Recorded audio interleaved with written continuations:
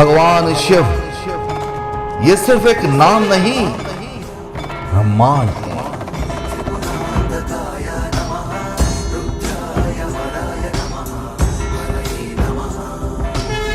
वो काल है, महाकाल है, आकाश है, पाताल है, आदि है, अंत है, अनंत है, देवों के देव महादेव हैं।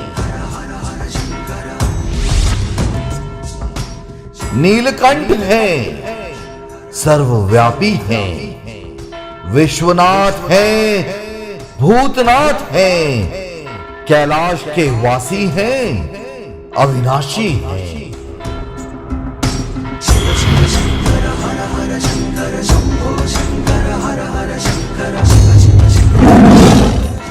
शरीर पर बाघ की छाल है, माथे पे चंदा है, वहीं जटा में गंगा है।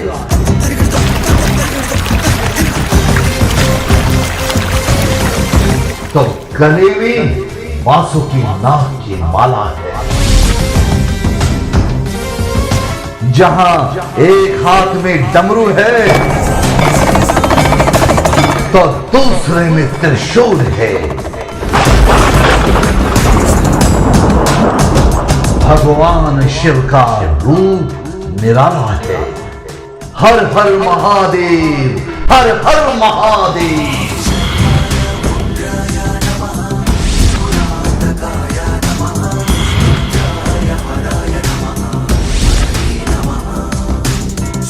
दोस्तों, आप सभी शिव भक्तों को महाशिवरात्रि की हार्दिक शुभकामनाएं।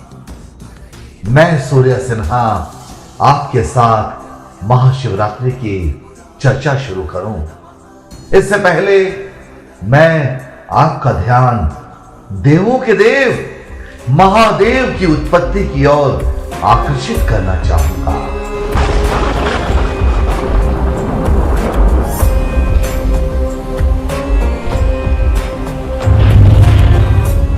शिव पुराण के अनुसार शिव को स्वयंभू माना गया है, अर्थात उन्होंने स्वयं जन्म लिया है। वे सृष्टि की उत्पत्ति से पहले भी थे और सृष्टि के अंत के बाद भी रहेंगे।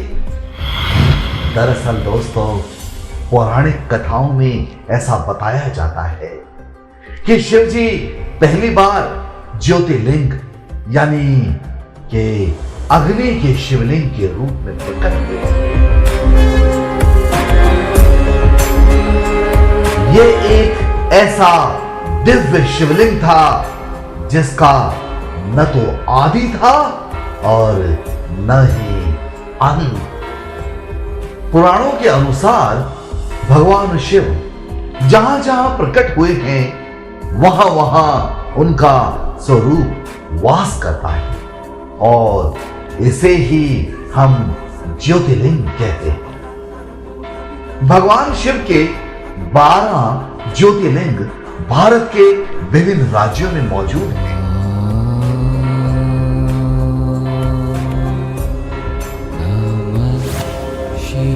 गुजरात में सोमनाथ और नागेश्वर, मध्य प्रदेश में महाकाल और ओंकारेश्वर, महाराष्ट्र में भीमाशंकर, त्र्यंबकेश्वर और घृष्णेश्वर, उत्तराखंड में केदारनाथ, उत्तर प्रदेश में काशी विश्वनाथ, झारखंड में वैद्यनाथ, आंध्र प्रदेश में मल्लिकार्जुन और तमिलनाडु में रामेश्वरम। दोस्तों, भगवान शिव के 3 नेत्र होने की वजह से उन्हें त्रिलोचन के नाम से भी जाना जाता है। ऐसा कहा जाता है कि भगवान शिव का तीसरा नेत्र खुलना यानी कि विनाश का होना तय है, क्योंकि उनकी तीसरी आंख गुस्से का प्रतीक मानी जाती है। दोस्तों, आपने भोलेनाथ की फोटो या प्रतिमा तो देखी ही होगी, लेकिन क्या आपने एक बात पर गौर किया है कि शिवजी के दोनों नेत्र कभी भी पूरी तरह से बंद नहीं रहते हैं? जानते हैं क्यों?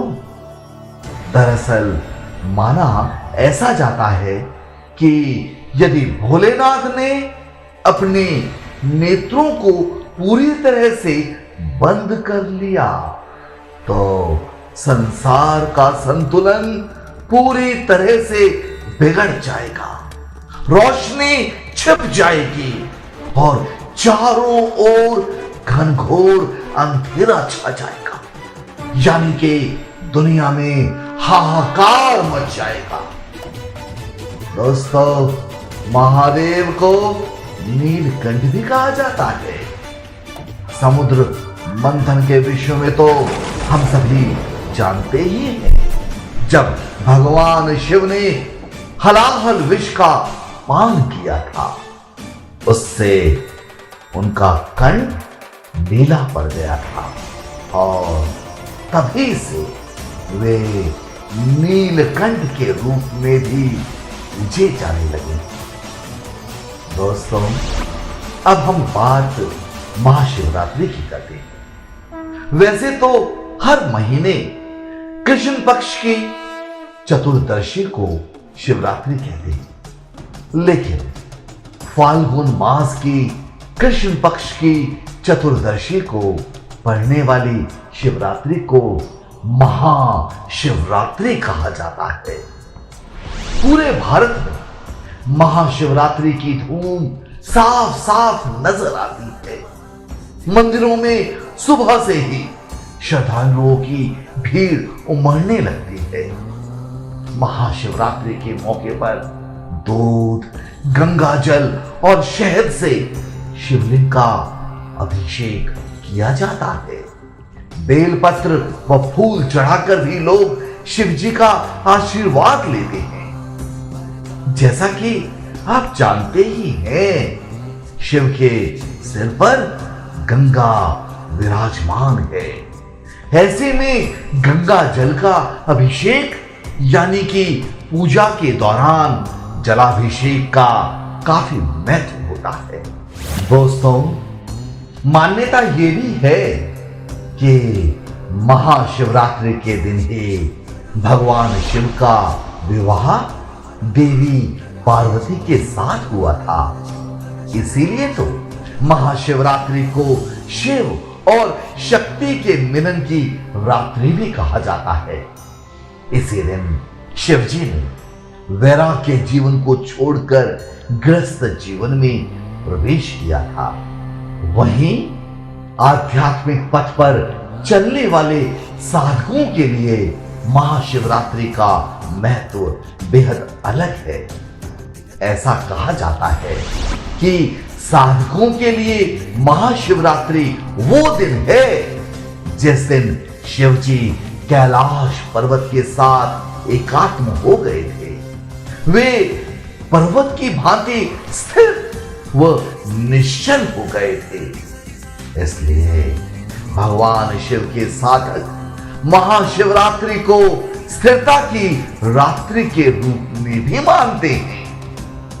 महाशिवरात्रि को लेकर और भी कई कथाएं प्रचलित हैं दोस्तों, और हर कथा का अपना अपना खास महत्व भी है। दोस्तों, मैं आपको बता दूं कि भारत के अलावा बांग्लादेश और नेपाल में भी महाशिवरात्रि का पर्व बड़े ही हर्ष और उल्लास के साथ मनाया जाता है। नेपाल के पशुपतिनाथ मंदिर में हर साल महाशिवरात्रि बड़े ही धूमधाम से मनाई जाती है। यहाँ लोगों की भारी भीड़ उमड़ती है। भारत से भी लोग महाशिवरात्रि मनाने के लिए पशुपतिनाथ मंदिर में जाते हैं।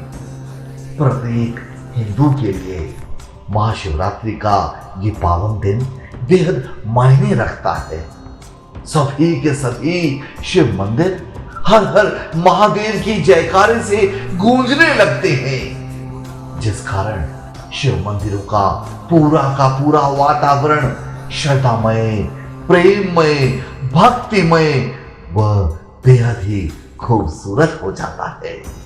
अब अंत में दोस्तों, मैं आप सभी से यही कहना चाहूंगा कि शिव सत्य हैं, शिव अनंत हैं, शिव शक्ति हैं, शिव भक्ति है, शिव ओंकार है, शिव ब्रह्म है, शिव अनादि है, शिव भगवंत है। आओ हम सब मिलकर भगवान शिव को नमन करें, उनकी आराधना करें, ताकि हम सभी उनका आशीर्वाद ले सकें। एक बार फिर आप सभी को महाशिवरात्रि की शुभकामनाएं। हर हर महादेव, हर हर महादेव। ओम नमः शिवाय, ओम नमः शिवाय।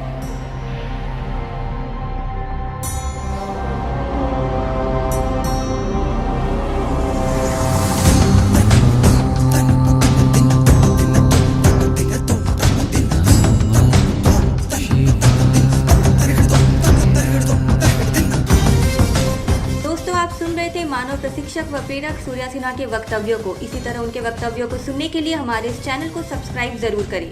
बेल आइकन को प्रेस करना ना भूलें ताकि आपको सारी नोटिफिकेशन मिलती रहे। अधिक जानकारी के लिए हमसे संपर्क बनाए रखें। हमारा ईमेल आईडी है suryasinha101@gmail.com। साथ ही आप हमें व्हाट्सएप भी कर सकते हैं। हमारा व्हाट्सएप नंबर है 9350527204 या फिर 9313632981।